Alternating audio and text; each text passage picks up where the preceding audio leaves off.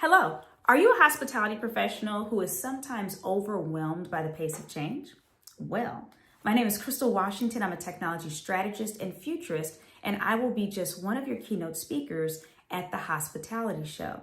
But what might be even more interesting is the fact that in a past life, my background is in hospitality in both sales and revenue management, where I won quite a few awards in those areas. And so in my session at the hospitality show, we're going to talk about the competitive edge, how you can spot trends and thrive in the future of work. So if I were to give you a little sneak peek, understand that we're going to look at how to know the difference between an actual trend and a passing fad. You're going to learn how to track trends and even how to start to leverage them ahead of time. But you're probably thinking, well, Crystal, can you give me a taste of maybe some of the trends that you're seeing? Maybe I'll be talking about these in depth a little bit more, or maybe I'm just teasing out some things I think you should be aware of anyways.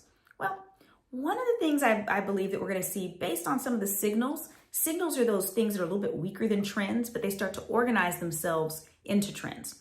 I believe we're going to see a reversal of the whole back to work movement. Remember how after COVID, many of us were working remotely in many industries, including hospitality.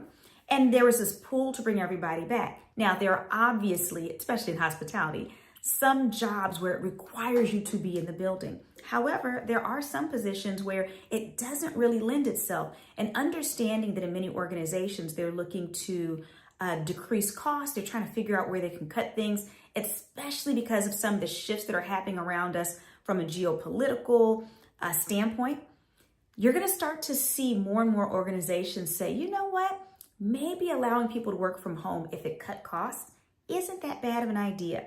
And so start to think about what the future of work might look like, especially when we start to think about how generative AI is coming into play. Generative AI is not likely to replace most people, but it will replace people who are not using generative AI. It's going to replace people that are more in clerk positions. But the interesting thing about hospitality is that many of the leadership roles and even some of the non-leadership roles involve people, and people change day by day. The dynamics are different. And so it's not easy to replace any type of position that's dealing directly with people because the dynamics are changing all of the time.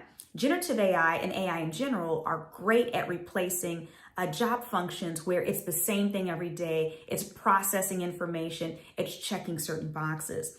And so I think you're going to see some really interesting shifts, and I'll go into a little bit more detail on that in the presentation in terms of with this reversal on the back to work movement, how will generative AI play a role, and might it have some interesting characteristics that you're not quite expecting? Hint, it will.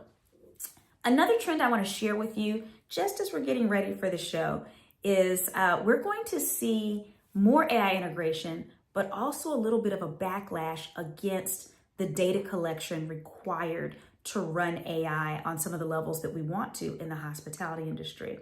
So we want to look at how do we get ahead of this backlash? How do we protect against it? And really, how do we keep our customer data safe?